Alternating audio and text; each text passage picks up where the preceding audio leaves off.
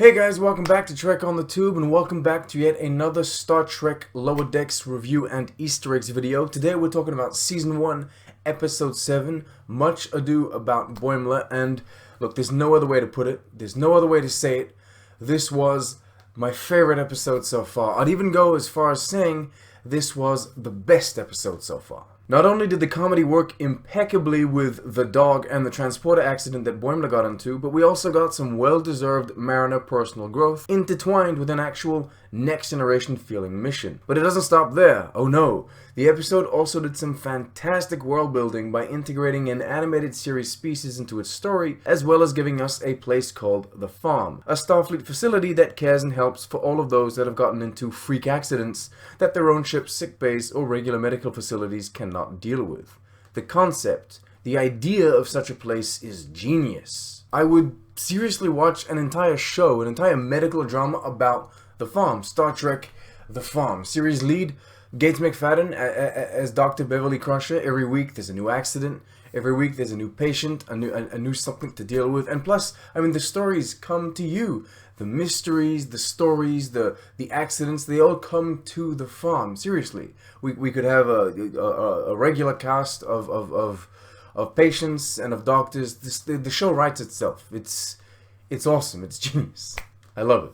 Anyway, back to Lower Decks, although frankly I have even less to say about this episode than the previous one, and not because I didn't care for it, on the contrary, because I loved it so much. There's nothing really I can comment or complain about. Maybe the dog was taken a bit too far on the disgusting spectrum. I mean, the bats coming out of its mouth weren't necessary, especially considering the best dog joke was the cleanest. It was the spontaneous cube transformation.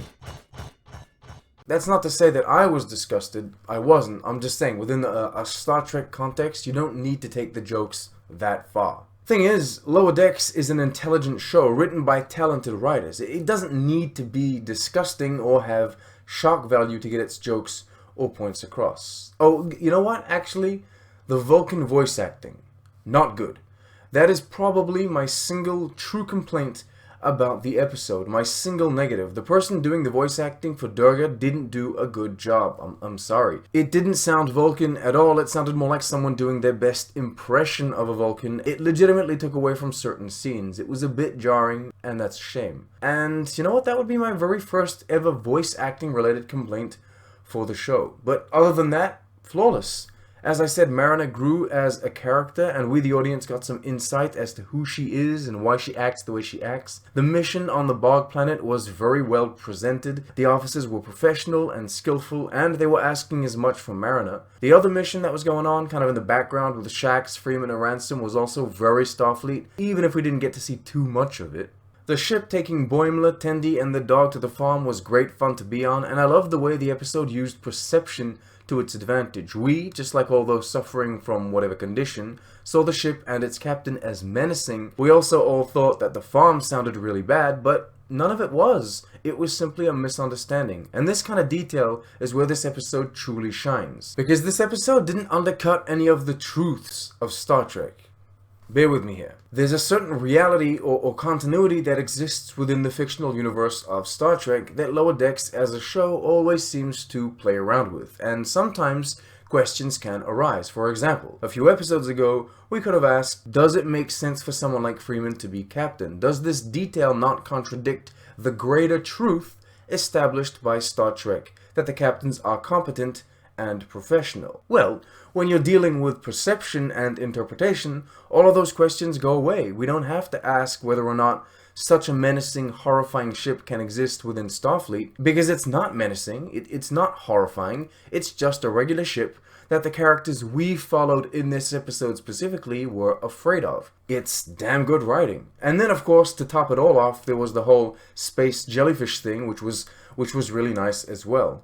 And more importantly, that even delivered those spectacular visuals we've gotten so accustomed to seeing in the show. Because yes, this was yet another beautiful looking episode. Aesthetically pleasing, creative, and coherent on every level. From uniform callbacks to unlikely designed vessels justified by the little NX indicating that it was experimental.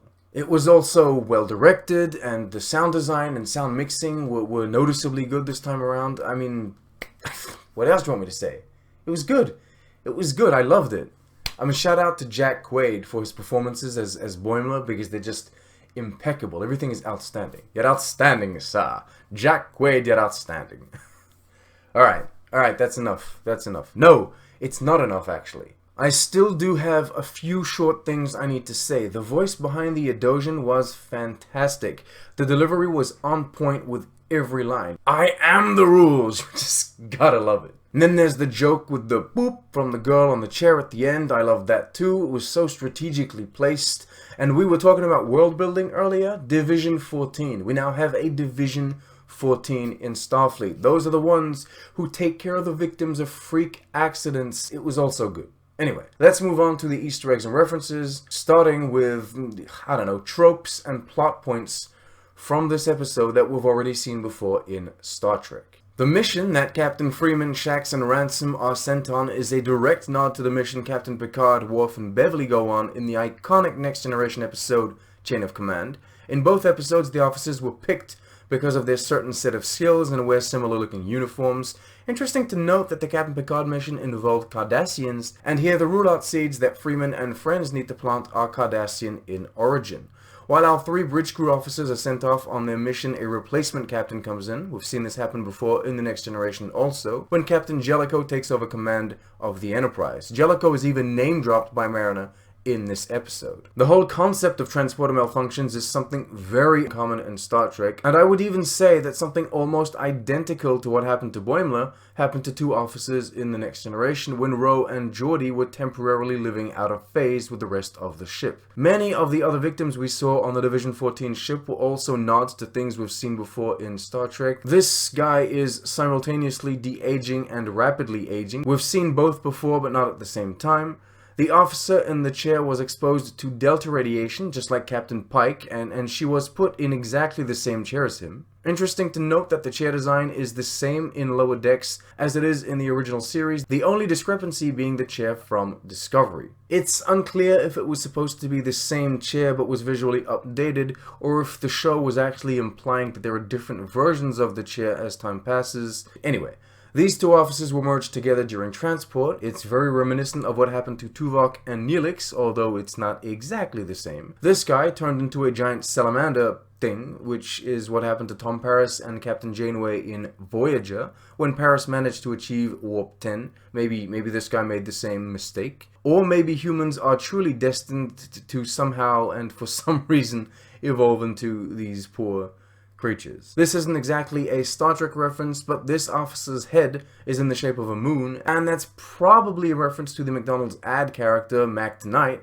which was actually portrayed by Star Trek Discovery actor Doug Jones. Among the things that are mentioned are Vulcan Jiu-Jitsu. We've heard of that and seen it before in both Enterprise and Discovery. Rutherford talks Millie Cochrans. I don't know what they are specifically, but Cochrane, as in Zephram Cochrane, is the man who invented warp drive on Earth. Some people noted that the Professor Mariner talks about, called Saul Rubichik, might be a nod to Saul Rubinek, an interesting one-time character from The Next Generation. The names are similar, but it might just be a coincidence. In terms of visual references, we have the Division 14 ship, which, as we mentioned earlier, has a little NX on it, indicating it's experimental. That helps justify the crazy-looking design. The design itself is very reminiscent of the huge elongated warships that exist in Warhammer 40k. The captain of that ship is an Edosian. That's a species we've only seen in the animated series before now. Jörg Hillebrand, the Easter egg mastermind from Twitter, put together a fantastic looking comparison chart, and that's what you're looking at now. I could never have done better. The Edosian in the animated series was actually a bridge officer named RX, voiced by James Doohan. So he was pretty important. Anyway, as you can see, the attention to detail is phenomenal. This guy is a Rigelian, a species previously seen in Enterprise. I guess he's close enough, but I wouldn't have known without being told, and apparently it is official. And of course the space jellyfish that the Rubidoo, I think it was, turns into, is most definitely a reference to these ones in The Next Generation, even if they aren't confirmed as being the same species. Oh, and of course, lastly, the internet noticed a little something new on Captain Freeman's shelf, a Gorn figurine. The Gorn are, well, I mean, the Gorn are the Gorn. And that's it. Those are all the Easter eggs and references to previous iterations of Star Trek. What did you think of the episode? Are you as hype about it as me? Did you enjoy it as much as me? Don't forget to like, subscribe, share with your friends. Please do consider supporting this channel on Patreon. Thank you so much. Thanks for watching. I said that. God damn it. Anyway, live long and prosper.